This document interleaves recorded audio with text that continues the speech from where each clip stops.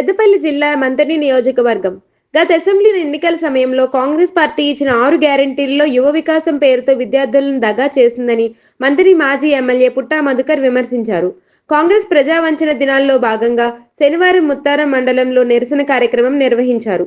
ఈ సందర్భంగా ఆయన మాట్లాడుతూ, ఈ కార్యక్రమంలో బీఆర్ఎస్ నాయకులు, మండల నాయకులు, కార్యకర్తలు తదితరులు పాల్గొన్నారు. తెలంగాణ రాష్ట్ర ప్రజలని వంచించి మోసం చేసి దగా చేసి ఇవాళ ఇంకా సిగ్గు మానం లేకుండా సంవత్సర కాలంలో మేము సాధించిన విజయాలని విజయోత్సవాలు నడుపుకోవడం నిజంగా వారి యొక్క వ్యవహార శైలి చూస్తే అసలు నవ్వాలా ఏడవాలా, వీళ్ళకు నిజంగా ఏమైనా ప్రజల స్పందన అర్థమవుతుందా, వీళ్ళకు ఇంటెలిజెన్స్ వ్యవస్థ ఉందా లేదా అని ఆశ్చర్యం కలుగుతూ ఉన్నది.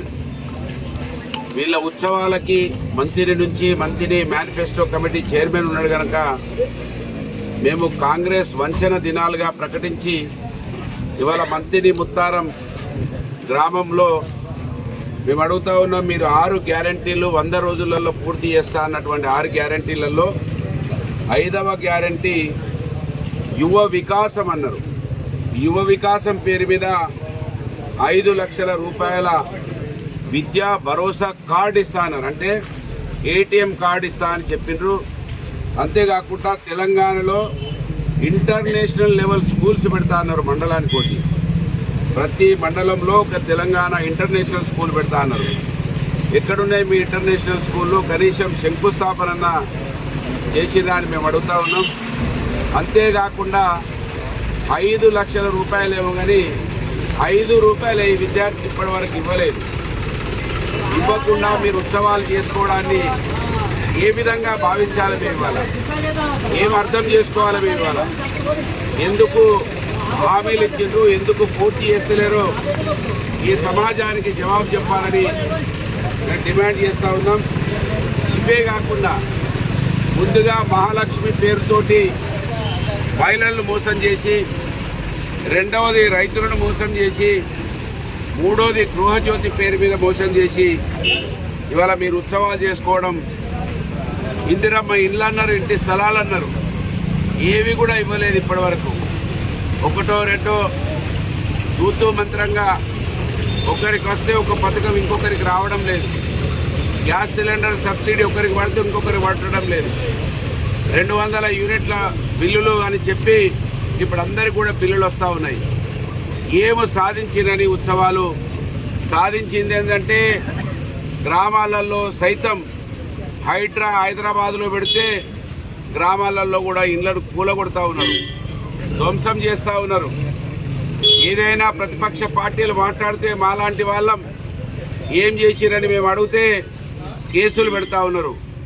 ప్రజాస్వామ్యబద్ధంగా ప్రభుత్వాన్ని ప్రజల పక్షాన అడిగితే కమాన్పూర్లో అడిగినందుకు కేసు పెట్టిండ్రు. అనేక కేసులు పెడుతున్నారు. ఒక మాజీ ఎమ్మెల్యేగా, మాజీ జిల్లా ప్రజాపరిషత్ సభ్యుని అధ్యక్షునిగా ప్రజల గొంతుకై మాట్లాడితే కేసులు పెట్టడం అంటే ఇది ప్రజాపాలన ఎట్లయితుంది? పెద్ద పెద్ద మాటలు మాట్లాడిరు. ఆ రోజు అనేక విషయాలు చెప్పిండ్రు. ఇవాళ మోసం చేస్తూ ఉన్నారు. ఈ మంత్రి ముత్తారంలో అనేక మంది రైతులు, ఇక్కడ అన్ని కూడా కమర్షియల్ క్రాఫ్ట్స్ కూడా తీస్తారు రైతులు.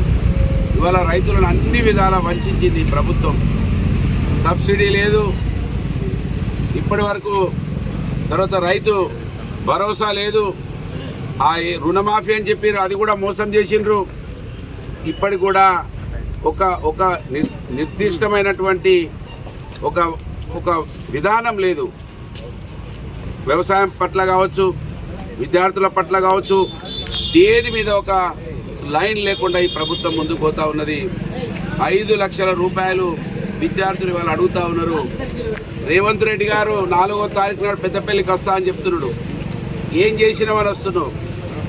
ఏం చేసినవని వస్తున్నావో ఇవాళ ప్రజలకు జవాబు చెప్పాలని మేము డిమాండ్ చేస్తూ ఉన్నాం. మంత్రి ముత్తారంలో ప్రజల పక్షాన బీఆర్ఎస్ పార్టీ ఆ రోజు తెలంగాణ ఆవిర్భావం కోసం కొట్లాడింది బీఆర్ఎస్ పార్టీ, కేసీఆర్ గారి నాయకత్వంలో. ఇవాళ మళ్ళీ 10 సంవత్సరాల తర్వాత మళ్ళీ బీఆర్ఎస్ దగ్గరికి రైతులు, ప్రజలు, విద్యార్థులు అందరూ కూడా వస్తూ ఉన్నారు. పొద్దున్నే ఆటో స్టాండ్ వాళ్ళు ఫోన్ చేసిండ్రు. ఆటోల పరిస్థితి అయితే చాలా దయనీయమైన పరిస్థితుల్లో ఉన్నారు. వాళ్ళ పరిస్థితులు, వాళ్ళకు నెలకు 1000 రూపాయలు ఇస్తా అన్నారు, వాళ్ళని మోసం చేసిండ్రు. అంటే వీళ్ళు మోసం చేయని ఒక్క వర్గం కూడా లేదు.